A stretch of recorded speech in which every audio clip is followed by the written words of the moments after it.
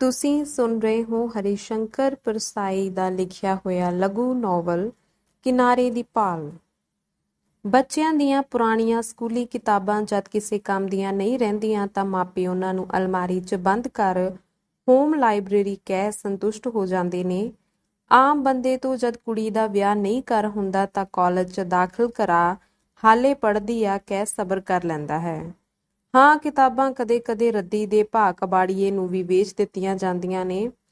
ਕੁੜੀ ਦਾ ਵਿਆਹ ਵੀ ਘਾਬਰ ਕੇ ਕਦੇ-ਕਦੇ ਇਹੋ ਜਿਹੇ ਨਾਲ ਕਰ ਦਿੰਦੇ ਨੇ ਜਿਹਦੀਆਂ ਲੱਤਾਂ ਸਿਵਿਆਂ 'ਚ ਹੁੰਦੀਆਂ ਹਨ। ਸਾਡੇ ਸਮਾਜ ਵਿੱਚ ਜੇ ਕੋਈ ਬੁੱਢਾ ਠੇਰਾ ਇਸੇ ਲਈ ਵਿਆਹ ਕਰਾਉਣਾ ਚਾਹੇ ਕਿ ਉਹਦੀ ਮਰਗ ਵੇਲੇ ਅਰਥੀ ਉੱਤੇ ਚੂੜੀਆਂ ਭੰਨਣ ਵਾਲੀ ਕੋਈ ਹੋਵੇ ਅਤੇ ਕਿਸੇ ਦਾ ਤਾਜ਼ਾ ਸੰਧੂਰ ਪੂੰਝਿਆ ਜਾਵੇ ਤਾਂ ਉਹ ਸਿਵਿਆਂ 'ਚ ਪਿਆ ਵੀ ਟੌਰ ਨਾਲ ਵਿਆਹ ਕਰਾਉਣ ਦੀ ਸਹੂਲਤ ਲੈ ਸਕਦਾ ਹੈ। ਆਪਣੇ ਕਾਲਜ ਵਿੱਚ ਹੀ ਦੇਖਦੀ ਹਾਂ ਕਿ ਪੜ੍ਹਨ ਲਈ ਤਾਂ 100 ਵਿੱਚੋਂ 10 ਹੀ ਆਉਂਦੀਆਂ ਹਨ। ਬਾਕੀ ਤਾਂ ਇਸੇ ਲਈ ਪੜ੍ਹਦੀਆਂ ਨੇ ਕਿ ਪੜ੍ਹਨਾ ਉਹਨਾਂ ਦੀ ਮਜਬੂਰੀ ਹੈ। ਪੜ੍ਹਾਈ ਲਿਖਾਈ ਉਸ ਪੌਲਿਸ਼ ਵਾਂਗੂ ਵਰਤੀ ਜਾਂਦੀ ਹੈ ਜਿਹੜੀ ਚੀਜ਼ ਨੂੰ ਲਿਸ਼ਕਾਉਂਦੀ ਹੈ ਤੇ ਗਾਹਕ ਨੂੰ ਖਿੱਚਦੀ ਹੈ। ਜਦ ਤੱਕ ਬਾਪੂ ਕੋਈ ਮੁੰਡਾ ਨਾ ਲੱਭ ਲਵੇ ਤਦ ਤੱਕ ਉਹ ਵਿਚਾਰੀ ਕਾਲਜ ਦੇ ਵੇਟਿੰਗ ਰੂਮ ਵਿੱਚ ਬੈਠੀ ਉਡੀਕਦੀ ਰਹਿੰਦੀ ਹੈ। ਕੁੜੀ ਦੇ ਕਾਲਜ ਵਿੱਚ ਪੜ੍ਹਨ ਨਾਲ ਬਾਪੂ ਕੁਝ ਸਮੇਂ ਦੀ ਜਿੱਲਤ ਤੋਂ ਬਚ ਜਾਂਦਾ ਹੈ। ਲੋਕਾਂ ਨੂੰ ਇਹ ਕਹਿਣ ਦੀ ਬਜਾਏ ਕਿ ਵਿਆਹ ਨਹੀਂ ਹੋ ਰਿਹਾ, ਇਹ ਕਹਿਣ ਦੀ ਸਹੂਲਤ ਮਿਲ ਜਾਂਦੀ ਹੈ ਕਿ ਹਾਲੇ ਪੜ੍ਹ ਰਹੀ ਹੈ। ਉੱਪਰੋਂ ਸੋਹਣਾ ਲੱਗਦਾ ਇਹ ਵਾਕ ਜਿਸ ਕਾਲਜੇ ਚੋਂ ਨਿਕਲਦਾ ਹੈ ਉਸ ਵਿੱਚ ਕਾਲ ਮੱਚੀ ਹੀ ਰਹਿੰਦੀ ਹੈ। ਉਹ ਜਾਣਦਾ ਹੈ ਕਿ ਉਹ ਝੂਠ ਬੋਲ ਰਿਹਾ ਹੈ। ਜੇ ਕੋਈ ਬਿਲਕੁਲ ਇਮਤਿਹਾਨਾਂ ਦਰਮਿਆਨ ਵਿਆਹ ਨੂੰ ਕਹੇ ਤਾਂ ਬਾਪੂ ਕੁੜੀ ਦਾ ਇਮਤਿਹਾਨ ਛੁਡਾ ਕੇ ਝੱਟ ਵਿਆਹ ਦੇਵੇ। ਮੈਂ BA ਕਰ ਰਹੀ ਸਾਂ। ਮੈਂ ਸੋਚਦੀ ਸੀ ਕਿ ਪੜ੍ਹ ਰਹੀ ਹਾਂ, ਪਰ ਅਸਲ ਵਿੱਚ ਕਿਸੇ ਛੋਟੇ ਸਟੇਸ਼ਨ ਤੇ ਮੁਸਾਫਰ ਵਾਂਗ ਕਿਸੇ ਗੱਡੀ ਨੂੰ ਉਡੀਕ ਰਹੀ ਸੀ ਜੋ ਮੈਨੂੰ ਚੁੱਕ ਕੇ ਲੈ ਜਾਵੇ। ਛੋਟੇ ਸਟੇਸ਼ਨਾਂ ਤੇ ਵੱਡੀਆਂ ਗੱਡੀਆਂ ਤਾਂ ਰੁਕਦੀਆਂ ਨਹੀਂ, ਹਰੀ ਝੰਡੀ ਦਿਖਾ ਕੇ ਹੰਝੂਆਂ ਦੀ ਸੀਟੀ ਦੇ ਕੇ ਚੱਲ ਜਾਂਦੀਆਂ ਹਨ। ਛੋਟੀਆਂ ਗੱਡੀਆਂ ਰੁਕਦੀਆਂ ਨੇ ਪਰ ਉਹ ਲੇਟ ਹੁੰਦੀਆਂ ਨੇ। ਉਹਨਾਂ ਵਿੱਚ ਭੀੜ ਵੀ ਬਹੁਤੀ ਹੁੰਦੀ ਹੈ ਤੇ ਧੱਕੇ ਮੁੱਕੀ ਵਿੱਚ ਕਿਸੇ ਨੂੰ ਥਾਂ ਮਿਲਦੀ ਹੈ ਤੇ ਕੋਈ ਰਹਿ ਜਾਂਦਾ ਹੈ। ਕਈ ਗੱਡੀਆਂ ਸਾਹਮਣਿਓਂ ਨਿਕਲ ਗਈਆਂ। ਸੋਚਿਆ ਕਦ ਤੱਕ ਪਲੇਟਫਾਰਮ ਤੇ ਬੈਠੇ ਰਹਾਂਗੇ, ਚਲੋ ਮੁਸਾਫਰਖਾਨੇ ਜਾ ਇੰਤਜ਼ਾਰ ਕਰਦੇ ਹਾਂ। ਯਾਨੀ ਮੈਂ ਕਾਲਜ ਵਿੱਚ ਦਾਖਲਾ ਲੈ ਲਿਆ। ਇੰਨੇ ਸਾਲਾਂ ਬਾਅਦ ਜਦ ਅੱਜ ਉਸ ਸਮੇਂ ਦੇ ਹਾਲਾਤ ਵੱਲ ਨਿਗਾਹ ਮਾਰਦੀ ਹਾਂ ਤਾਂ ਕੁਝ ਇਉਂ ਲੱਗਦਾ ਹੈ ਉਦੋਂ ਮੇਰੇ ਚਿੱਤ ਵਿੱਚ ਕਿਸੇ ਵੀ ਤਰ੍ਹਾਂ ਦੀ ਹੀਨ ਭਾਵਨਾ ਨਹੀਂ ਸੀ। ਉਹ ਅਜਿਹਾ ਸਮਾਂ ਸੀ ਜਦ ਜ਼ਿੰਦਗੀ ਸਤਰੰਗੀ ਬਾਣੇ ਪਹਿਨੀ ਆਉਂਦੀ ਹੈ। ਅਜਿਹੀ ਹਾਲਾਤ ਜਿਸ ਵਿੱਚ ਹੀਨਤਾ ਤੇ ਨਿਰਾਸ਼ਾ ਲਈ ਕੋਈ ਥਾਂ ਨਹੀਂ ਹੁੰਦੀ। ਮੈਂ ਦਿਲ ਲਾ ਕੇ ਪੜ੍ਹਦੀ ਸੀ, ਬੜੀ ਹੁਸ਼ਿਆਰ ਮੰਨੀ ਜਾਂਦੀ ਸੀ। ਮੈਟ੍ਰਿਕ ਤੇ ਇੰਟਰ ਦੋਵੇਂ ਪਹਿਲੇ ਸਥਾਨ ਨਾਲ ਪਾਸ ਕੀਤੀਆਂ। ਆਪਣੇ ਮਿੱਤਰਾਂ ਤੇ ਜਾਣ ਪਛਾਣ ਵਾਲਿਆਂ ਵਿੱਚ ਮੇਰੀ ਹੁਸ਼ਿਆਰੀ ਦੀ ਬੜੀ ਦਹਿਸ਼ਤ ਸੀ। ਮੈਂ ਸੋਹਣੀ ਵੀ ਸੀ, ਇਹ ਮੈਨੂੰ ਲੱਗਦਾ ਹੈ, ਕਿਉਂਕਿ ਸਹਿਪਾਠੀ ਮੁੰਡਿਆਂ ਤੋਂ ਲੈ ਕੇ ਮੂੰਹ ਬੋਲੇ ਚਾਚੇ ਮਾਮੇ ਦਾਦੇ ਸਾਰੇ ਮੈਨੂੰ ਬੜੀਆਂ ਲਲਚਾਈਆਂ ਅੱਖਾਂ ਨਾਲ ਘੂਰਦੇ ਸਨ। ਕੁਝ ਲੋਕ ਬਾਪੂ ਜੀ ਨੂੰ ਮਿਲਣ ਆਉਂਦੇ ਤਾਂ ਉਹਨਾਂ ਦਾ ਧਿਆਨ ਬਾਪੂ ਜੀ ਨਾਲ ਗੱਲਾਂ ਵਿੱਚ ਘੱਟ, ਪਰਦੇ ਜਾਂ ਦਰਵਾਜ਼ੇ ਦੀਆਂ ਦਰਾਜ਼ਾਂ ਵਿੱਚੋਂ ਮੈਨੂੰ ਇੱਕ ਨਜ਼ਰ ਤੱਕ ਲੈਣ ਦੀਆਂ ਕੋਸ਼ਿਸ਼ਾਂ ਵਿੱਚ ਬਹੁਤਾ ਰਹਿੰਦਾ। ਮੇਰੀ ਮਾਂ ਨਹੀਂ ਸੀ, ਇਸੇ ਲਈ ਇਸ ਸਭ ਕਾਸੇ ਦਾ ਸ਼ਿਕਾਰ ਮੈਨੂੰ ਬਹੁਤਾ ਹੋਣਾ ਪੈਂਦਾ ਸੀ। ਬਿਨ ਮਾਂ ਦੀ ਜਵਾਨ ਕੁੜੀ ਅਜਿਹੀ ਫਸਲ ਹੁੰਦੀ ਹੈ ਜਿਹਦਾ ਰਾਖਾ ਕੋਈ ਨਹੀਂ ਅਤੇ ਜਿਹਨੂੰ ਕਾਮ ਦੇ ਉਜਾੜੂ ਪਸ਼ੂ ਚਰਨ ਲਈ ਆਜ਼ਾਦ ਨੇ। ਬਾਪੂ ਜੀ ਸਰਕਾਰੀ ਰਿਟਾਇਰਡ ਨੌਕਰ ਸਨ ਤੇ ਥੋੜ੍ਹੀ ਜਿਹੀ ਪੈਨਸ਼ਨ ਮਿਲਦੀ ਸੀ। ਮੈਨੂੰ ਯਕੀਨ ਹੈ ਕਿ ਉਹ ਇਮਾਨਦਾਰ ਸਨ। ਇਹਦਾ ਸਭ ਤੋਂ ਵੱਡਾ ਸਬੂਤ ਤਾਂ ਸਾਡੀ ਗਰੀਬੀ ਸੀ। ਨੇਕੀ ਦੀ ਗਵਾਹੀ ਮੁਸੀਬਤਾਂ ਹੀ ਭਰਦੀਆਂ ਨੇ। ਇਮਾਨਦਾਰੀ ਦੀ ਸਜ਼ਾ ਸੀ ਭੁਗਤ ਰਹੇ ਸਾਂ। ਮੇਰਾ ਵਿਆਹ ਨਹੀਂ ਸੀ ਹੋ ਰਿਹਾ ਤੇ ਬਾਪੂ ਨੂੰ ਫਿਕਰ ਨਾਲ ਨੀਂਦ ਨਹੀਂ ਸੀ ਆਉਂਦੀ। ਮਾਂ ਦੀ ਮੌਤ ਪਹਿਲਾਂ ਹੋ ਗਈ ਸੀ, ਫਿਰ ਜਵਾਨ ਭਰਾ ਸਾਨੂੰ ਇੱਕ ਦਿਨ ਛੱਡ ਗਿਆ। ਬਾਪੂ ਨੇ ਦਿਲ ਤੇ ਪੱਥਰ ਰੱਖ ਕੇ ਤਿੰਨੋਂ ਫੱਟ ਝੱਲੇ ਅਤੇ ਮੇਰੇ ਲਈ ਮਾਂ, ਭਰਾ, ਪਿਓ ਤਿੰਨਾਂ ਦੇ ਫਰਜ਼ ਪੂਰੇ ਕੀਤੇ। ਇੰਨਾ ਜ਼ਹਿਰ ਉਹਨਾਂ ਕਿਵੇਂ ਹਜ਼ਮ ਕੀਤਾ? ਜ਼ਿੰਦਗੀ ਵਿੱਚ ਕੋਈ ਰੁਚੀ ਨਹੀਂ ਸੀ ਰਹੀ, ਕੋਈ ਇੱਛਾ ਨਹੀਂ ਸੀ। ਜ਼ਿੰਦਗੀ ਦੇ ਆਖਰੀ ਸਮੇਂ ਆਦਮੀ ਜਿਸ ਸੁੱਖ ਸ਼ਾਂਤੀ ਦੀ ਆਸ ਕਰਦਾ ਹੈ ਉਹ ਵੱਡੇ ਭਰਾ ਦੀ ਮੌਤ ਤੋਂ ਬਾਅਦ ਗਵਾਚ ਗਈ ਸੀ। ਉਹਨਾਂ ਦੀ ਜ਼ਿੰਦਗੀ ਹੁਣ ਇੱਕ ਮਸ਼ੀਨ ਵਾਕਰ ਹੋ ਗਈ ਸੀ। ਪਰ ਮਸ਼ੀਨ ਨੂੰ ਵੀ ਇੱਕ ਸੁੱਖ ਹੁੰਦਾ ਹੈ, ਉਸਦੀ ਚੇਤਨਾ ਨਹੀਂ ਹੁੰਦੀ, ਉਸਨੂੰ ਦੁੱਖ ਸੁੱਖ ਦੀ ਸਮਝ ਨਹੀਂ ਹੁੰਦੀ। ਪਰ ਚੇਤਨ ਦੀ ਇਹ ਮਜਬੂਰੀ ਹੈ ਕਿ ਜ਼ਿੰਦਗੀ ਦੇ ਹਰ ਫੱਟ ਨਾਲ ਕੁਰਲਾਉਣਾ ਹੁੰਦਾ ਹੈ। ਬਾਪੂ ਜੀ ਨੇ ਹੁਣ ਸਿਰਫ ਇੱਕੋ ਕੰਮ ਕਰਨਾ ਸੀ ਤੇ ਉਹ ਸੀ ਮੈਨੂੰ ਕਿਤੇ ਵਿਆਹ ਦੇਣਾ। ਇਹੋ ਇੱਕ ਫਿਕਰ ਸੀ ਉਹਨਾਂ ਨੂੰ। ਮੈਂ 22 ਤੋਂ 23 ਦੀ ਹੋਈ ਤਾਂ ਉਹਨਾਂ ਦੇ ਸੀਨੇ ਤੇ ਮਨ ਬੋਝ ਹੋਰ ਪੈ ਗਿਆ। ਉਹ ਥਾਂ-ਥਾਂ ਰਿਸ਼ਤੇ ਦੀ ਗੱਲ ਤੋਰਦੇ, ਪਰ ਹਰ ਵਾਰੀ ਮੁੰਡੇ ਵਾਲਿਆਂ ਦੀ ਮੰਗ ਉਹਨਾਂ ਦੀ ਸਮਰੱਥਾ ਸੀਮਾ ਲੰਘ ਜਾਂਦੀ। ਉਹ ਸਾਰੇ ਹੱਥਾਂ 'ਚ ਤੱਕੜੀ ਫੜੀ ਫਿਰਦੇ ਸਨ, ਜਿਹਦੇ ਇੱਕ ਪਾਸੇ ਆਪਣੇ ਮੁੰਡਾ ਬਿਠਾ ਲੈਂਦੇ। ਮੈਨੂੰ ਮੇਰੀ ਕੁੱਲ ਪੜ੍ਹਾਈ ਲਿਖਾਈ, ਅਕਲ ਅਤੇ ਸੁੰਦਰਤਾ ਦੇ ਨਾਲ ਦੂਜੇ ਪਾਸੇ ਬਿਠਾ ਕੇ ਦੇਖਦੇ, ਤੇ ਹਰ ਵਾਰੀ ਮੇਰਾ ਪੱਲੜਾ ਹੌਲਾ ਰਹਿ ਜਾਂਦਾ। ਤਾਂ ਉਹ ਪੱਲੜਾ ਬਰਾਬਰ ਕਰਨ ਲਈ ਮੇਰੇ ਨਾਲ ਰੁਪਈਆਂ ਦਾ ਭਾਰ ਰੱਖਣ ਨੂੰ ਕਹਿੰਦੇ, ਤਾਂ ਬਾਪੂ ਜੀ ਅਜਿਹਾ ਕਰ ਨਾ ਸਕਦੇ। ਫਿਰ ਉਹ ਆਪਣੀ ਤੱਕੜੀ ਲੈ ਕੇ ਕਿਸੇ ਹੋਰ ਦਰ ਪੁੱਜ ਜਾਂਦੇ। ਮੈਂ ਉਸ ਤਰਾਸਦੀ ਨੂੰ ਮਹਿਸੂਸ ਕੀਤਾ ਹੈ। ਫੋਟੋਗ੍ਰਾਫਰ ਦੇ ਸਾਹਮਣੇ ਜਦ ਮੈਨੂੰ ਬਿਠਾਇਆ ਜਾਂਦਾ ਤਾਂ ਮੇਰਾ ਅੰਦਰ ਗੁੱਸੇ ਤੇ ਨਫ਼ਰਤ ਨਾਲ ਭਰ ਜਾਂਦਾ। ਮੈਨੂੰ ਪਤਾ ਹੁੰਦਾ ਕਿ ਇਹ ਫੋਟੋ ਕਿਸੇ ਵਪਾਰੀ ਕੋਲ ਮਾਲ ਦੇ ਨਮੂਨੇ ਵਾਂਗ ਭੇਜੀ ਜਾਵੇਗੀ, ਪਰ ਦੂਜੇ ਪਾਸਿਓਂ ਕਦੇ ਕੋਈ ਤਸਵੀਰ ਨਾ ਆਈ, ਕਿਉਂਕਿ ਖਰੀਦਦਾਰ ਹੀ ਮਾਲ ਪਰਖਦਾ ਹੈ, ਮਾਲ ਖਰੀਦਦਾਰ ਨੂੰ ਨਹੀਂ ਦੇਖਦਾ। ਔਰਤਾਂ ਮਰਦਾਂ ਦੇ ਸਬੰਧਾਂ ਵਿੱਚ ਇਹੋ ਦਰਸ਼ਨ ਹਰ ਜਗ੍ਹਾ ਰੂਪਮਾਨ ਹੁੰਦਾ ਹੈ। ਇੱਕ ਦਿਨ ਕਿਸੇ ਵਿਆਹ ਦੇ ਇੱਛੁਕ ਮੁੰਡੇ ਦਾ ਪਿਓ ਮੈਨੂੰ ਦੇਖਣ ਆਇਆ। ਉਮੀਦ ਤੇ ਨਿਰਾਸ਼ਾ ਦੇ ਵਿਚਕਾਰ ਝੂਟਦਿਆਂ ਬਾਪੂ ਜੀ 3 ਦਿਨਾਂ ਤੋਂ ਘਰ ਦੀ ਤਿਆਰੀ ਕਰ ਰਹੇ ਸਨ। ਮਕਾਨ ਦੀ ਸਫਾਈ ਕੀਤੀ ਗਈ, ਸਜਾਵਟ ਕੀਤੀ ਗਈ ਤੇ ਨਾਲ ਹੀ ਮੈਨੂੰ ਵੀ ਸਜਾਇਆ ਸੰਵਾਰਿਆ ਗਿਆ। ਅਜਿਹੇ ਮੌਕੇ ਘਰ ਵਿੱਚ ਕਿਸੇ ਸੁਆਣੀ ਦਾ ਹੋਣਾ ਵੀ ਜ਼ਰੂਰੀ ਹੈ। ਇਸੇ ਲਈ ਮੇਰੀ ਇੱਕ ਦੂਰ ਦੀ ਭੂਆ ਨੂੰ 3 ਦਿਨ ਸਾਡੇ ਘਰ ਵਿੱਚ ਰੱਖਿਆ ਗਿਆ। ਮੇਰੀ ਇਮਤਿਹਾਨ ਦੀ ਘੜੀ ਆ ਗਈ। ਸਵੇਰ ਤੋਂ ਹੀ ਘਰ ਵਿੱਚ ਬੜੀ ਹਲਚਲ ਮਚ ਗਈ। ਬਿਰਧ ਭੂਆ ਨੇ ਮੇਰਾ ਸ਼ਿੰਗਾਰ ਕੀਤਾ ਤੇ ਮੈਨੂੰ ਲੋਕਾਂ ਸਾਹਮਣੇ ਕਿਵੇਂ ਚੱਲਣਾ ਚਾਹੀਦਾ ਹੈ, ਕਿਵੇਂ ਬੋਲਣਾ ਚਾਹੀਦਾ ਹੈ, ਇਹ ਸਭ ਸਿਖਾਇਆ ਗਿਆ। ਕੁੱਲ ਮਾਮਲਾ ਇਉਂ ਸੀ ਜਿਵੇਂ ਮਦਾਰੀ ਬਾਂਦਰ ਨੂੰ ਬੀਬੀਆਂ ਵਰਗੇ ਹਾਵ ਭਾਵ ਸਿਖਾਵੇ ਤਾਂ ਕਿ ਉਹ ਦਰਸ਼ਕਾਂ ਨੂੰ ਖੁਸ਼ ਕਰ ਸਕੇ। ਜਦ ਉਹ ਖਾਣ ਬੈਠੇ ਤਾਂ ਬਾਪੂ ਜੀ ਨੇ ਇਹ ਦੱਸਦਿਆਂ ਕਿ ਇਹ ਪਕਵਾਨ ਮੇਰੇ ਹੀ ਬਣਾਏ ਹੋਏ ਨੇ, ਮੇਰੀ ਭੋਜਨ ਵਿਦਿਆ ਦੀ ਤਾਰੀਫ ਕੀਤੀ। ਉਹਨਾਂ ਨੇ ਟੇਬਲ ਕਲੌਥ ਵੱਲ ਦੇਖਿਆ ਤਾਂ ਉਹਨਾਂ ਨੂੰ ਦੱਸਿਆ ਗਿਆ ਕਿ ਇਹ ਮੇਰੀ ਹੀ ਕਲਾ ਹੈ। ਕੰਧਾਂ ਦੀਆਂ ਝਾਲਰਾਂ ਵੱਲ ਉਹਨਾਂ ਦੀ ਨਿਗਾਹ ਗਈ ਤਾਂ ਉਹਨਾਂ ਨੂੰ ਦੱਸਿਆ ਗਿਆ ਕਿ ਇਹ ਵੀ ਮੇਰੀ ਹੀ ਕਲਾ ਹੈ। ਖੂੰਜੇ ਵਿੱਚ ਰੱਖਿਆ ਸਿਤਾਰ ਅਜਿਹੀ ਥਾਂ ਰੱਖਿਆ ਜਿੱਥੇ ਉਹਨਾਂ ਦੀ ਸਹਿਜੇ ਹੀ ਨਿਗਾਹ ਜਾਵੇ ਤੇ ਉਹ ਸਮਝ ਲੈਣ ਕਿ ਮੈਂ ਸੰਗੀਤ ਕਲਾ ਵਿੱਚ ਵੀ ਨਿਪੁੰਨ ਹਾਂ। ਇਹ ਸਭ ਚੱਲਦਾ ਰਿਹਾ। ਸੁਭਾਅ ਪੱਖੋਂ ਸ਼ਾਂਤ ਬਾਪੂ ਜੀ ਬੱਚੇ ਵਾਂਗੂ ਬੇਚੈਨ ਤੇ ਉਤਾਹੂ ਜਿਹੇ ਹੋ ਗਏ। ਉਹਨਾਂ ਦੀ ਇਹ ਹਾਲਤ ਦੇਖ ਕੇ ਮੇਰਾ ਮਨ ਉਹਨਾਂ ਪ੍ਰਤੀ ਤਰਸ ਨਾਲ ਭਰ ਗਿਆ। ਉਹਨਾਂ ਦਾ ਚਿਹਰਾ ਉਸ ਸਮੇਂ ਬੜਾ ਤਰਸਯੋਗ ਹੋ ਗਿਆ ਸੀ। ਕੁਝ ਸਮੇਂ ਬਾਅਦ ਉਹ ਆਪਣੇ ਕਿਸੇ ਰਿਸ਼ਤੇਦਾਰ ਦੇ ਘਰ ਚਲੇ ਗਏ। ਸ਼ਾਮ ਨੂੰ ਬਾਪੂ ਜੀ ਬੜੀ ਦੁਵਿਧਾ ਨਾਲ ਉਹਨਾਂ ਦਾ ਫੈਸਲਾ ਸੁਣਨ ਉੱਥੇ ਗਏ, ਜਿਵੇਂ ਵਿਦਿਆਰਥੀ ਇਮਤਿਹਾਨਾਂ ਦੇ ਨਤੀਜੇ ਸੁਣਨ ਡਰ ਕੇ ਜਾਂਦਾ ਹੈ।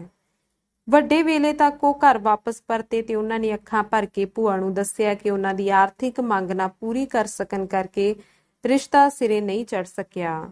ਮੈਨੂੰ ਰਿਸ਼ਤਾ ਨਾ ਸਿਰੇ ਚੜਨ ਦਾ ਕੋਈ ਦੁੱਖ ਨਹੀਂ ਸੀ, ਪਰ ਬਾਪੂ ਜੀ ਦਾ ਦਿਲ ਟੁੱਟਣ ਕਰਕੇ ਮੇਰਾ ਮਨ ਬੇਹੱਦ ਖਰਾਬ ਹੋ ਗਿਆ ਤੇ ਮੈਂ ਬੜੀ ਹਿੰਮਤ ਨਾਲ ਕਿਹਾ, ਐਨੇ ਔਖੇ ਹੋ ਕੇ ਵਿਆਹੁਣ ਦੀ ਖੇਚਲ ਨਾ ਕਰੋ, ਇਹ ਤੋਂ ਚੰਗਾ ਮੈਂ ਵਿਆਹ ਹੀ ਨਹੀਂ ਕਰਾਉਂਦੀ। ਉਹ ਬੋਲੇ, ਧੀਏ ਕਿਤੇ ਬਿਨਾਂ ਵਿਆਹੋਂ ਵੀ ਰਿਹਾ ਜਾਂਦਾ ਏ। ਮੈਂ ਜਵਾਬ ਦਿੱਤਾ, ਜੋ ਜਵਾਨੀ ਪਹਿਰੇ ਵਿਧਵਾ ਹੋ ਜਾਂਦੀਆਂ ਉਹ ਵੀ ਤਾਂ ਜਿਉਂਦੀਆਂ ਰਹਿੰਦੀਆਂ ਹੀ ਨੇ। ਉਹਨਾਂ ਨੇ ਇਹ ਕਹਿ ਕੇ ਗੱਲ ਟਾਲ ਦਿੱਤੀ ਕਿ ਉਹ ਗੱਲ ਹੋਰ ਏ। ਮੈਂ ਉਹਨਾਂ ਦਾ ਦਰਦ ਜਾਣਦੀ ਸੀ ਕਿ ਉਹ ਸਦਾ ਨੇਰੇ ਹੋਏ ਹੀ ਉੱਠ ਕੇ ਕੰਬਦੇ ਸੁਰਾਂ ਨਾਲ ਹਰੇ ਰਾਮ ਕਿਉਂ ਜਪਦੇ ਨੇ।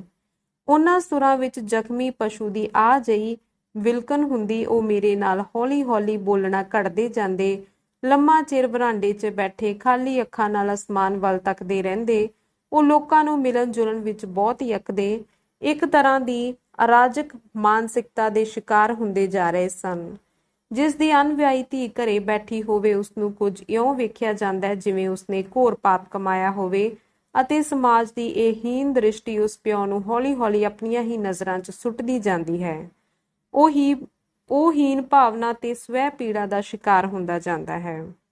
ਮੈਂ ਉਹਨਾਂ ਦੇ ਉਸ ਦੁੱਖ ਨੂੰ ਦੇਖਦੀ ਅਤੇ ਉਹਨਾਂ ਨੂੰ ਕੁਝ ਠੰਡ ਦੇਣ ਲਈ ਆਖ ਛੱਡਦੀ ਕਿ ਮੈਂ ਵਿਆਹ ਹੀ ਨਹੀਂ ਕਰਵਾਉਣਾ, ਪਰ ਉਹ ਮੇਰੀ ਗੱਲ ਨਹੀਂ ਸੀ ਮੰਨਦੇ।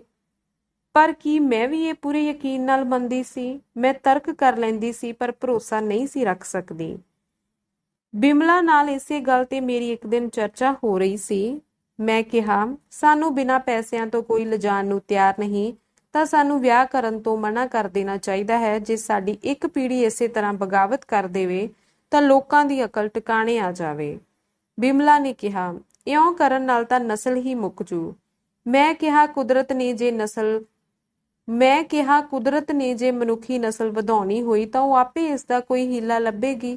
ਜਿਵੇਂ ਬਨਸਪਤੀ ਸੰਸਾਰ ਵਿੱਚ ਉਹ ਹਵਾ ਜਾਂ ਹੋਰ ਸਾਧਨ ਨਾਲ ਪੈਦਾਵਾਰ ਕਰਿਆ ਸੰਪੰਨ ਕਰਦੀ ਹੈ, ਉਵੇਂ ਦਾ ਕੁਝ ਆਪਣੇ 'ਚ ਕਰ ਦੇਵੇਗੀ।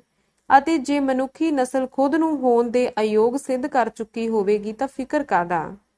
ਬਿਮਲਾ ਮੇਰੇ ਤਰਕਾਂ ਸਾਹਮਣੇ ਟਿਕ ਨਾ ਸਕੀ, ਪਰ ਉਹਨੇ ਇੱਕੋ ਜਵਾਬ ਦਿੱਤਾ ਜੋ ਸੀ ਤਾਂ ਮਾਮੂਲੀ ਹੀ, ਪਰ ਮੇਰੇ ਸਮੁੱਚੇ ਤਰਕ ਮੰਡਲ ਨੂੰ ਤਾਰ-ਤਾਰ ਕਰਕੇ ਦਿਲ ਤੱਕ ਪਹੁੰਚ ਗਿਆ।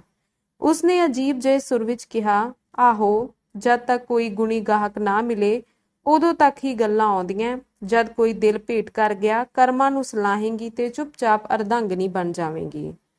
ਗੁਣੀ ਗਾਹਕ ਮੈਨੂੰ ਮਿਲਿਆ, ਉਸ ਲਈ ਪਹਿਲੋਂ ਮੇਰੇ ਚਿੱਤ ਵਿੱਚ ਪਿਆਰ ਜਾਗਿਆ ਤੇ ਮੁੜ ਕੇ ਡਾਢੀ ਨਫ਼ਰਤ। ਪਿਆਰ ਤਾਂ ਮੈਂ ਚੰਗੀ ਤਰ੍ਹਾਂ ਪ੍ਰਗਟਾ ਨਾ ਸਕੀ, ਪਰ ਨਫ਼ਰਤ ਨੂੰ ਤਹਿ ਦਿਲੋਂ ਪ੍ਰਗਟਾਇਆ। ਕਦੇ-ਕਦੇ ਪਿਆਰ ਨਾਲੋਂ ਨਫ਼ਰਤ ਦਾ ਰਿਸ਼ਤਾ ਵਧੇਰੇ ਗੂੜਾ ਹੁੰਦਾ ਹੈ। ਮੈਂ ਤਨਦੇਹੀ ਨਾਲ ਉਸਨੂੰ ਨਫ਼ਰਤ ਕੀਤੀ, ਪਰ ਫਿਰ ਵੀ ਜਦ ਮੈਂ ਹੁਣ ਤੱਕ ਜ਼ਿੰਦਗੀ 'ਚ ਸ਼ਾਮਲ ਲੋਕਾਂ ਦੀ ਕਲਪਨਾ ਕਰਨ ਲੱਗਦੀ ਹਾਂ ਤਾਂ ਉਹੀ ਚਿਹਰਾ ਸਭ ਤੋਂ ਪਹਿਲਾਂ ਮੈਨੂੰ ਚੇਤੇ ਆਉਂਦਾ ਹੈ। ਲੱਗਦਾ ਹੈ ਨਫ਼ਰਤ ਤੇ ਪਿਆਰ ਵਿੱਚ ਕੋਈ ਜ਼ਿਆਦਾ ਫਰਕ ਨਹੀਂ, ਦੋਹੇ ਲਗਭਗ ਸਮਾਨਾਰਥਕ ਹਨ। ਦੋਵਾਂ ਵਿੱਚ ਇੱਕੋ ਜਿਹੀ ਤਿੱਖੀ ਪ੍ਰਤੀਕਿਰਿਆ ਹੁੰਦੀ ਹੈ, ਪਰ ਪਿਆਰ ਅਤੇ ਨਫ਼ਰਤ ਦੀ ਵਿਆਖਿਆ ਨਾਲ ਕਹਾਣੀ ਦਾ ਰਾਹ ਨਹੀਂ ਰੋਕਾਂਗੀ। ਗਲੀ ਦੇ ਮੋੜ ਤੇ ਉਹ ਰਹਿੰਦਾ ਸੀ, ਹੁਣੇ ਹੀ ਉਸ ਘਰ ਵਿੱਚ ਆਇਆ ਸੀ। ਹਰ ਥਾਂ ਉਸਦੀ ਬੜੀ ਤਾਰੀਫ ਹੋ ਰਹੀ ਸੀ। ਲੋਕ ਕਹਿੰਦੇ ਬੜਾ ਪ੍ਰਤਿਭਾਸ਼ਾਲੀ ਇਨਸਾਨ ਹੈ, ਸ਼ੁਰੂ ਤੋਂ ਅਖੀਰ ਤੱਕ ਫਸਟ ਕਲਾਸ, ਇੱਥੇ ਕਾਲਜ ਵਿੱਚ ਪੜ੍ਹਾਉਂਦਾ ਹੈ। ਮੈਂ ਵੀ ਇਹ ਸਭ ਸੁਣਦੀ ਸੀ। ਕਈ ਪਿਓ ਉਹਦੇ ਵੱਲ ਆਪਣੀਆਂ ਕੁੜੀਆਂ ਤੋਂ ਵੀ ਜ਼ਿਆਦਾ ਤੱਤੀਆਂ ਅੱਖਾਂ ਨਾਲ ਵੇਖਦੇ। ਉਹ ਕਿਸੇ ਰੱਜੇ ਪੁੱਜੇ ਘਰ ਦਾ ਸੀ। ਇੱਧਰ ਉੱਧਰ ਰਸਾਲਿਆਂ 'ਚ ਉਸਦੇ ਲੇਖ ਪੜ੍ਹਦੀ ਸੀ। ਉਹਦੇ ਲੇਖਾਂ ਵਿੱਚ ਬੜੀ ਗਰਮੀ, ਬੜੀ ਬਗਾਵਤ ਹੁੰਦੀ। ਸਮਾਜ ਦੀਆਂ ਪੁਰਾਣੀਆਂ ਮਾਨਤਾਵਾਂ, ਪਾਖੰਡ ਤੇ ਮਿੱਥਾਂ ਤੇ ਉਹ ਬੜਾ ਤਿੱਖਾ ਹਮਲਾ ਕਰਦਾ ਸੀ। ਉਸਦੀ ਲੇਖਣੀ ਵਿੱਚ ਬੜੀ ਸੰਵੇਦਨਾ, ਕਰੂਣਾ ਹੁੰਦੀ। ਅਜਿਹਾ ਲੱਗਦਾ ਸੀ ਭਵਿੱਖ ਦੇ ਸਮਾਜਿਕ ਇਨਕਲਾਬ ਦਾ ਉਹ ਆਗੂ ਹੋਵੇਗਾ। ਨਵੇਂ ਸਮਾਜ ਦੀ ਰਚਨਾ ਉਸੇ ਦੇ ਹੱਥੋਂ ਹੋਵੇਗੀ। ਇਹ ਅਜਿਹੇ ਇਨਸਾਨ ਲਈ ਮੈਂ ਕੋਰਾ ਇੱਕ ਵਚਨ ਵਰਤਾਂ ਇਹ ਸਹੀ ਨਹੀਂ। ਹੁਣ ਆਦਰ ਸਹਿਤ ਨਾਮ ਲਵਾਂਗੀ। ਉਹਨਾਂ ਦਾ ਨਾਮ ਮਹਿੰਦਰ ਨਾਥ ਸੀ। ਮੇਰਾ ਲੰਘਣ ਦਾ ਰਾਹ ਉਹ ਸੀ। ਮੈਂ ਇੱਕ ਥਾਂ ਨੌਕਰੀ ਕਰ ਰਹੀ ਸੀ ਅਤੇ ਘਰੇ BA ਦੀ ਤਿਆਰੀ ਕਰ ਰਹੀ ਸੀ। ਦਿਨ ਵਿੱਚ ਘੱਟੋ ਘੱਟ 2 ਵਾਰੀ ਮੈਨੂੰ ਉੱਥੋਂ ਲੰਘਣਾ ਪੈਂਦਾ। ਮੈਂ ਉਹਨਾਂ ਨੂੰ ਉੱਥੇ ਬੈਠਿਆਂ ਦੇਖ ਲੈਂਦੀ ਸੀ। ਮੈਂ ਸ਼ੁਰੂ ਤੋਂ ਹੀ ਸਿਰ ਉੱਚਾ ਕਰਕੇ ਤੁਰਦੀ ਹਾਂ। ਨੀਵੀਂ ਪਾ ਕੇ ਚੋਰੀਓਂ ਦੇਖਣ ਦੀ ਥਾਵੇਂ ਮੱਥਾ ਸਿੱਧਾ ਰੱਖ ਕੇ ਇਮਾਨਦਾਰੀ ਨਾਲ ਤੱਕਣਾ ਵਧੇਰੇ ਚੰਗਾ ਹੈ। ਪਰ ਉੱਪਰ ਦੇਖਣਾ ਬਰਦਾਸ਼ਤ ਨਹੀਂ ਕੀਤਾ ਜਾਂਦਾ। ਜੋ ਸਿਰ ਉਠਾ ਕੇ ਦੇਖਦੇ ਨੇ ਉਸਨੂੰ ਕਲੰਕ ਨਾਲ ਲਿਪਣ ਲਈ ਲੋਕਾਂ ਦੇ ਮਨ ਦੀ ਕੌਲੀ ਵਿੱਚ ਕਾਲਾ ਰੰਗ ਤਿਆਰ ਹੀ ਰਹਿੰਦਾ ਹੈ। ਫਿਰ ਕਿਸੇ ਦਿਨ ਜੀਭ ਵਾਲੀ ਕੂਚੀ ਨਾਲ ਉਸ ਦਾ ਚਿਹਰਾ ਲਿਪ ਦਿੰਦੇ ਹਨ। ਮੈਂ ਕੁਝ ਦਿਨਾਂ ਤੋਂ ਦੇਖ ਰਹੀ ਸੀ ਕਿ ਲੋਕਾਂ ਦੇ ਮਨਾਂ ਵਿੱਚ ਰੰਗ ਤਿਆਰ ਹੋ ਰਹੇ ਹਨ। ਮਹਿੰਦਰ ਨਾਥ ਨੂੰ ਮੈਂ ਦਰਵਾਜ਼ੇ ਦੇ ਕੋਲ ਆਰਾਮ ਕੁਰਸੀ ਤੇ ਕਿਤਾਬ ਲੈ ਕੇ ਬੈਠਿਆਂ ਦੇਖਦੀ। ਮੈਂ ਜਲਦ ਹੀ ਸਮਝ ਗਈ ਕਿ ਉਹ ਕਿਤਾਬ ਪੜ੍ਹਨ ਨਹੀਂ ਬੈਠਦੇ, ਬਲਕਿ ਬੈਠਣ ਲਈ ਕਿਤਾਬ ਪੜ੍ਹਦੇ ਹਨ। ਮੈਂ ਉੱਥੋਂ ਦੀ ਲੰਘਦੀ ਤਾਂ ਸਹਿਜੇ ਨਿਗਾਹ ਉੱਪਰ ਉੱਠ ਜਾਂਦੀ ਅਤੇ ਮੈਨੂੰ ਉਹਨਾਂ ਦੀਆਂ ਅੱਖਾਂ ਵਿੱਚ ਉਹ ਭਾਵ ਦਿਖਦਾ ਜਿਸ ਦੀ ਪਛਾਣ ਕੁੜੀਆਂ ਨੂੰ ਬਿਨਾਂ ਸਿੱਖੇ ਆ ਜਾਂਦੀ ਹੈ। 4-5 ਮਹੀਨੇ ਲੰਘ ਗਏ। ਇਸ ਦੌਰਾਨ ਸਾਡੇ ਵਿਚਕਾਰ ਕੋਈ ਗੱਲਬਾਤ ਨਹੀਂ ਹੋਈ। ਇਹ ਹਾਲ ਹੋ ਗਿਆ ਕਿ ਮੇਰਾ ਉੱਥੋਂ ਲੰਘਣਾ 2 ਦੀ ਥਾਵੇਂ 3 ਜਾਂ ਕਦੇ 4 ਵਾਰ ਹੋ ਜਾਂਦਾ। ਇਹ ਵਾਧਾ ਕਦੇ ਕਿਸੇ ਕਾਰਨ ਹੁੰਦਾ ਤੇ ਕਦੇ ਐਵੇਂ ਹੀ ਬਿਨਾਂ ਗੱਲੋਂ ਹੋ ਜਾਂਦਾ। ਇੱਕ ਦਿਨ ਇੱਕ ਛੋਟਾ ਮੁੰਡਾ ਮੈਨੂੰ ਖੱਤ ਦੇ ਗਿਆ। ਛੋਟਾ ਜਿਹਾ ਖੱਤ ਸੀ ਜਿਸ ਵਿੱਚ ਲਿਖਿਆ ਸੀ, ਮੇਰੇ ਦਿਲ ਵਿੱਚ ਤੇਰੇ ਲਈ ਜੋ ਥਾਂ ਹੈ ਉਹ ਤੂੰ ਇੰਨੇ ਦਿਨਾਂ ਵਿੱਚ ਬੁੱਝ ਹੀ ਗਈ ਹੋਵੇਂਗੀ। ਤੇਰਾ ਹਰ ਰੋਜ਼ ਮੋਟੇ-ਮੋਟੇ ਨੈਣਾਂ ਨਾਲ ਮੇਰੇ ਵੱਲ ਵੇਖਣਾ ਮੈਨੂੰ ਯਕੀਨੀ ਬਣਾਉਂਦਾ ਹੈ ਕਿ ਉੱਥੇ ਦਿਲ ਦੇ ਕਿਸੇ ਕੋਨੇ 'ਚ ਮੈਂ ਹਾਂ। ਸਾਡੇ ਵਿਚਕਾਰ ਗੱਲਬਾਤ ਨਹੀਂ ਹੋਈ, ਪਰ ਪਿਆਰ ਦੇ ਰਾਜ ਵਿੱਚ ਮੂੰਹ ਦੀ ਥਾਵੇਂ ਅੱਖਾਂ ਕੋਲ ਵਧੇਰੇ ਵਾਕ ਸ਼ਕਤੀ ਹੈ। ਪਿਆਰ ਆਤਮਾ ਦਾ ਸੁਨਹਿਰਾ ਸੱਚ ਹੈ ਤੇ ਸੱਚ ਨੂੰ ਲੁਕਾਉਣਾ ਪਾਪ ਹੈ। ਕਿਉਂ ਨਾ ਆਪਾਂ ਦੋਵੇਂ ਆਤਮਾਵਾਂ ਨੂੰ ਇੱਕ ਹੋਣ ਦਈਏ। ਮਹਿੰਦਰ ਨਾਥ।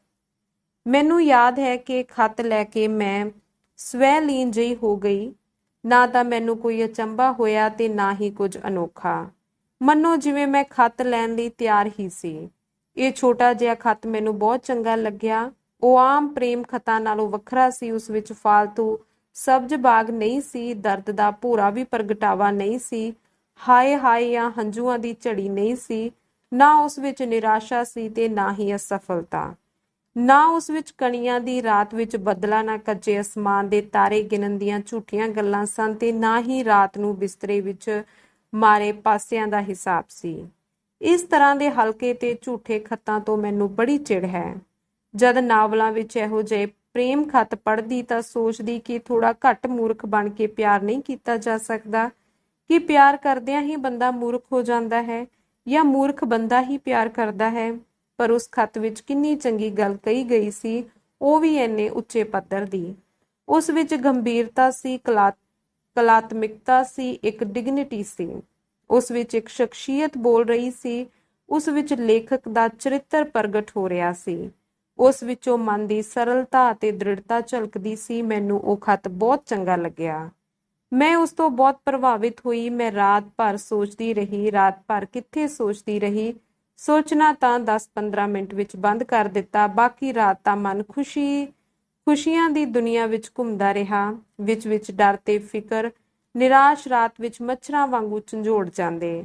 ਉਸ ਰਾਤ ਮੈਂ ਜਾਣਿਆ ਕਿ ਅਸਰ ਕਿੰਨਾ ਡੂੰਘਾ ਹੋਇਆ ਹੈ। ਹੁਣ ਤੱਕ ਮੈਂ ਆਪਣੇ ਆਪ ਨੂੰ ਹੀ ਨਹੀਂ ਸੀ ਜਾਣ ਸਕੀ। ਉਸ ਖਤ ਨੇ ਮੈਨੂੰ ਹੀ ਮੇਰੇ ਸਾਹਮਣੇ ਪ੍ਰਗਟ ਕਰ ਦਿੱਤਾ। ਉਸ ਰਾਤ ਮੈਂ ਜ਼ਿੰਦਗੀ ਭਰ ਦੀ ਯੋਜਨਾ ਪੱਕੀ ਕਰ ਮਾਰੀ। ਘਰ ਬਣਾਇਆ ਤੇ ਕਮਰਿਆਂ ਦੀ ਗਿਣਤੀ ਪੱਕੀ ਹੋ ਗਈ। ਪੜਨ ਵਾਲਾ ਕਮਰਾ ਕਿੱਥੇ ਹੋਵੇਗਾ, ਉਸ ਦੀ ਸਜਾਵਟ ਕਿਹੋ ਜਿਹੀ ਹੋਵੇਗੀ, ਪਰਦੇ ਦਾ ਰੰਗ, ਫਰਨੀਚਰ ਦੀ ਕੁਆਲਿਟੀ, ਸਵੇਰ ਦੀ ਚਾਹ, ਸ਼ਾਮ ਦੀ ਰੋਟੀ। ਉਹ ਕੌਫੀ ਪਸੰਦ ਕਰਨਗੇ ਜਾਂ ਚਾਹ, ਕਿਹੜੀ ਚੀਜ਼ ਉਹਨਾਂ ਨੂੰ ਬਹੁਤੀ ਪਸੰਦ ਹੈ, ਉਹ ਮੈਨੂੰ ਨੌਕਰੀ ਕਰਨ ਦੇਣਗੇ ਜਾਂ ਨਹੀਂ ਪਸੰਦ ਹੋਵੇਗਾ ਤਾਂ ਛੱਡ ਦੇਵਾਂਗੀ। ਇੱਥੋਂ ਤੱਕ ਮੈਂ ਸੋਚ ਲਿਆ। ਮੇਰੀ ਗ੍ਰਹਿਸਥੀ ਉਸੇ ਰਾਤ ਵਸ ਗਈ। ਮੈਨੂੰ ਲੱਗਾ ਗ੍ਰਹਿਸਥੀ ਹੀ ਸਾਡੀ ਆਖਰੀ ਮੰਜ਼ਿਲ ਹੈ। ਦਿਮਾਗ ਤੇ ਚਾਹੇ ਵਿਗਿਆਨ, ਕਲਾ, ਵਿਦਿਆ ਦੀਆਂ ਪਰਤਾਂ ਪਈਆਂ ਹੋਣ, ਪਰ ਇਹਨਾਂ ਦੇ ਹੇਠਾਂ ਗ੍ਰਹਿਣੀ, ਪਤਨੀ, ਮਾਂ ਹਮੇਸ਼ਾ ਜਾਗਦੀਆਂ ਰਹਿੰਦੀਆਂ ਹਨ। ਬੱਚਿਆਂ ਨੂੰ ਪਹਿਲਾਂ ਕਿੰਡਰਗਾਰਟਨ ਭੇਜਾਂਗੇ ਜਾਂ ਘਰੇ ਹੀ ਪੜ੍ਹਾਵਾਂਗੇ, ਇਹ ਫੈਸਲਾ ਮੈਂ ਕਰ ਹੀ ਰਹੀ ਸੀ ਕਿ ਪਿਤਾ ਜੀ ਦਾ ਭਜਨ ਸ਼ੁਰੂ ਹੋ ਗਿਆ। ਹੇ ਰਾਮ, ਹੇ ਰਾਮ। ਇਸ ਸੁਰ ਨੇ ਮੈਨੂੰ ਇੱਕੋ ਝਟਕੇ ਨਾਲ ਜਗਾ ਦਿੱਤਾ। ਮੈਨੂੰ ਇੰਜ ਲੱਗਿਆ ਕਿ ਗੁਲਾਬ ਦੇ ਬਾਗ ਵਿੱਚ ਘੁੰਮਦੀ ਨੂੰ ਸੱਪ ਨੇ ਡੰਗ ਲਿਆ। ਮੇਰੀ ਕਲਪਨਾ ਇੱਕੋ ਦਮ ਖਤਮ ਹੋ ਗਈ। ਇਹਨਾਂ ਸ਼ਬਦਾਂ ਨੇ ਸਾਡੀ ਗਰੀਬੀ, ਸਾਡੀ ਅਸਮਰਥਾ ਮੇਰੇ ਸਾਹਮਣੇ ਖੋਲ ਦਿੱਤੀ। ਮੈਂ ਹੁਣ ਕੰਢਿਆਂ ਤੇ ਚੱਲਣ ਲੱਗੀ। ਸੋਚਿਆ ਆਖਿਰ ਇਸ ਪਿਆਰ ਦਾ ਕੀ ਨਤੀਜਾ ਬਣੇਗਾ। ਸਾਡੀਆਂ ਤੇ ਉਹਨਾਂ ਦੀਆਂ ਸਮਾਜਿਕ ਤੇ ਆਰਥਿਕ ਹਾਲਤਾਂ ਦਾ ਕਿੰਨਾ ਫਰਕ ਹੈ। ਇਹ ਪਿਆਰ ਚਕੋਰੀ ਦੇ ਚੰਨ ਪ੍ਰਤੀ ਪਿਆਰ ਤੋਂ ਵੱਧ ਕੇ ਕੀ ਹੋਵੇਗਾ। ਵਿਚਾਰੀ ਰਾਤ ਭਰ ਟਿਕਟਿਕੀ ਲਾ ਕੇ ਦੇਖਦੀ ਰਹੀ, ਪਰ ਉਹ ਆਪਣੇ ਅਸਮਾਨ ਤੋਂ ਉਤਰ ਕੇ ਕਿੱਥੇ ਮਿਲਦਾ ਹੈ। ਪਰ ਇਹਦੇ ਵਸ ਨਹੀਂ ਹਵਾਈ ਪੌੜੀਆਂ ਚੜ੍ਹਨਾ ਔਖਾ ਹੈ, ਪਰ ਉਤਰਨਾ ਸੌਖਾ ਹੈ। ਵਸ ਦੀ ਗੱਲ ਹੈ, ਪਰ ਨਹੀਂ। ਆਪਣੇ ਆਸਣ ਤੋਂ ਉਤਰਨਾ ਕਿਤੇ ਜ਼ਿਆਦਾ ਔਖਾ ਹੈ। ਜੇ ਉਹ ਵੀ ਨਾ ਉਤਰ ਸਕੇ ਤਾਂ, ਜੇ ਉਹਨਾਂ ਦੇ ਮਾਪਿਓ 10,000 ਮੰਗਣ ਲੱਗੇ ਤਾਂ, ਇੰਨੇ 'ਚ ਕੋਈ 15,000 ਵਾਲਾ ਆ ਗਿਆ ਤਾਂ ਕੀ ਉਹ ਇਸ ਲਾਲਚ ਸਾਵੇਂ ਟਿਕ ਪਾਉਣਗੇ? ਜੇ ਟਿਕਣਾ ਵੀ ਚਾਹਿਆ ਤਾਂ ਪਰਿਵਾਰ ਵਾਲੇ ਟਿਕਣ ਦੇਣਗੇ? ਮੈਂ ਕੰਡਿਆਂ ਤੇ ਤੁਰਨ ਲੱਗੀ, ਪਰ ਮੇਰਾ ਭਰੋਸਾ ਬੱਝਿਆ ਰਿਹਾ। ਤਰਕ ਨਾਲ ਜੇ ਕਿਸੇ ਦਾ ਪਿਆਰ ਟੁੱਟਦਾ ਹੁੰਦਾ ਤਾਂ ਕਦੀ ਕਿਸੇ ਨੂੰ ਪਿਆਰ ਹੀ ਨਾ ਹੋਇਆ ਹੁੰਦਾ। ਭਵਿੱਖ ਨੂੰ ਦੇਖ ਕੇ ਤਾਂ ਵਪਾਰ ਹੁੰਦਾ ਹੈ, ਪਿਆਰ ਨਹੀਂ ਹੁੰਦਾ। ਮੇਰੇ ਮਨ ਨੇ ਖੁਦ ਉਲਟ ਦਿਸ਼ਾ ਵੱਲ ਤੀਰ ਵਰਾਏ। ਕਿ ਉਹ ਆਮ ਆਦਮੀਆਂ ਜਿਹੇ ਨੇ, ਉਹਨਾਂ ਵਿੱਚ ਦ੍ਰਿੜਤਾ ਹੈ, ਉਹ ਸੁਭਾਅ ਤੋਂ ਹੀ ਬਾਗੀ ਨੇ। ਉਹਨਾਂ ਦੀਆਂ ਲੇਖਣੀਆਂ ਨਹੀਂ ਪੜ੍ਹੀਆਂ, ਕਿੰਨੀ ਸੰਵੇਦਨਾ ਹੈ ਉਹਨਾਂ ਦੇ ਮਨ ਵਿੱਚ, ਕਿੰਨੀ ਉਦਾਰਤਾ, ਉਤਸ਼ਾਹ ਨਹੀਂ ਰਿਹਾ, ਪਰ ਮਨ ਆਪਣੀ ਥਾਂ ਤੇ ਟਿਕਿਆ ਰਿਹਾ। ਸਵੇਰੇ ਮੈਂ ਇੱਕ ਗੋਲਮਾਲ ਉੱਤਰ ਲਿਖ ਕੇ ਭੇਜ ਦਿੱਤਾ। ਗੋਲਮਾਲ ਵਿੱਚ ਧੋਖਾ ਨਹੀਂ ਹੈ। ਕੁਦਰਤ ਨੇ ਔਰਤ ਨੂੰ ਹਰ ਕਿਸਮ ਦੇ ਗੋਲਮਾਲ ਦੀ ਸ਼ਕਤੀ ਦਿੱਤੀ ਹੈ। ਇਹ ਹੈ ਮਨ ਨੂੰ ਰੋਕੀ ਰੱਖਣ ਦੀ ਸ਼ਕਤੀ, ਇੱਕਦਮ ਸਮਰਪਣ ਨਾ ਕਰਨ ਦੀ ਸ਼ਕਤੀ। ਉਹ ਸਿਰਜਣਹਾਰ ਹੈ, ਮਾਤਾ ਹੈ, ਨਸਲ ਵਿੱਚ ਵਾਧਾ ਕਰਦੀ ਹੈ। ਉਸ ਤੇ ਬੜੀ ਭਾਰੀ ਜ਼ਿੰਮੇਵਾਰੀ ਹੈ, ਇਸ ਲਈ ਹੀ ਉਸ ਨੂੰ ਇਹ ਸ਼ਕਤੀ ਮਿਲੀ ਹੈ। ਔਰਤ ਤਹਿ ਦਿਲੋਂ ਪਿਆਰ ਕਰਕੇ ਵੀ ਉੱਪਰੋਂ ਆਮ ਜਿਹਾ ਭਾਵ ਬਣਾਈ ਰੱਖ ਸਕਦੀ ਹੈ। ਇਹ ਧੋਖਾ ਨਹੀਂ, ਇਹ ਕੁਦਰਤੀ ਹੈ। ਮੈਂ ਲਿਖ ਦਿੱਤਾ, ਤੁਹਾਡੇ ਪ੍ਰਤੀ ਮੇਰੇ ਜ਼ਹਿਨ ਵਿੱਚ ਬੜਾ ਆਦਰ ਹੈ। ਜਿੱਥੋਂ ਤੱਕ ਦੇਖਣ ਦਾ ਸਵਾਲ ਹੈ, ਤੁਹਾਡੇ ਵਰਗੇ ਪ੍ਰਤਿਭਾਸ਼ਾਲੀ ਇਨਸਾਨ ਨੂੰ ਤਾਂ ਸਮਾਜ ਦਾ ਹਰੇਕ ਮਨੁੱਖ ਦੇਖਦਾ ਹੈ। 2-3 ਵਾਕ ਲਿਖਣੇ ਮੈਨੂੰ ਇਉਂ ਲੱਗੇ ਜਿਉਂ ਵੱਡਾ ਗ੍ਰੰਥ ਲਿਖ ਦਿੱਤਾ ਹੋਵੇ। ਕਿੰਨੀ ਵਾਰ ਹੀ ਲਿਖਿਆ ਤੇ ਪਾੜਿਆ। ਇਹ ਮੇਰਾ ਪਹਿਲਾ ਤੇ ਆਖਰੀ ਖਤ ਸੀ। ਇਸ ਨੂੰ ਚਾਹੇ ਪ੍ਰੇਮ ਖਤ ਕਹੋ। ਮੈਂ 24 ਘੰਟੇ ਹੀ ਪਿਆਰ ਦੀ ਭਾਵਨਾ ਵਿੱਚ ਲੰਘਾਏ। 24 ਘੰਟੇ ਵਿਸ਼ਵਾਸ ਦੀ ਗੋਂਦ ਵਿੱਚ ਰਹੀ। ਫਿਰ ਸਭ ਬਦਲ ਗਿਆ। ਉਹ 24 ਘੰਟੇ ਹੁਣ ਵੀ ਮੇਰੀ ਜ਼ਿੰਦਗੀ ਦਾ ਬਹੁਮੁੱਲਾ ਧਨ ਨੇ। ਪਿਆਰ ਦਾ ਇਹ ਪਹਿਲਾ ਤਜਰਬਾ, ਪਹਿਲੀ ਵਾਰ ਦਿਲ ਹਾਰ ਕੇ ਉਸ ਨੂੰ ਜਿੱਤਣ ਜਿਹਾ ਸੁੱਖ, 24 ਘੰਟਿਆਂ ਦੀ ਉਸ ਹਕੀਕਤ ਨੇ ਮੇਰੀ ਜ਼ਿੰਦਗੀ ਨੂੰ ਸੁਆਹ ਕਰ ਦਿੱਤਾ। 24 ਘੰਟਿਆਂ ਦੇ ਉਸ ਚਾਅ ਨੇ ਮੇਰੇ ਰਾਹ ਵਿੱਚ ਕੰਡੇ ਬੀਜ ਦਿੱਤੇ। ਫਿਰ ਵੀ ਉਹ ਸਮਾਂ ਮੈਨੂੰ ਹੁਣ ਵੀ ਪਿਆਰਾ ਹੈ। ਉਹ ਮੇਰਾ ਸਰਮਾਇਆ ਹੈ। ਸਪੇਰਾ ਤਾਂ ਸੱਪਾਂ ਨੂੰ ਹੀ ਆਪਣਾ ਸਰਮਾਇਆ ਮੰਨਦਾ ਹੈ, ਫਿਰ ਕਿਹੜਾ ਉਹਨੂੰ ਤੁਸੀਂ ਸਮਝਾਉਣ ਜਾਓਗੇ। ਮੰਨਿਆ ਕਿ ਸੱਪ ਉਸ ਨੂੰ ਕਦੇ ਵੀ ਡਸ ਲਵੇਗਾ, ਪਰ ਕੀ ਉਹ ਇਸੇ ਬੇਯਕੀਨੀ ਨਾਲ ਸਰਮਾਇਆ ਤਿਆਗ ਦੇਵੇ? ਕਈ ਵਾਰ ਛੱਤਾਂ ਸਿਰ ਤੇ ਡਿੱਗ ਕੇ ਜਾਨ ਲੈ ਲੈਂਦੀਆਂ ਹਨ ਤਾਂ ਕਿ ਲੋਕ ਘਰਾਂ ਵਿੱਚ ਰਹਿਣਾ ਛੱਡ ਦੇਣ। ਧੰਨਵਾਦ।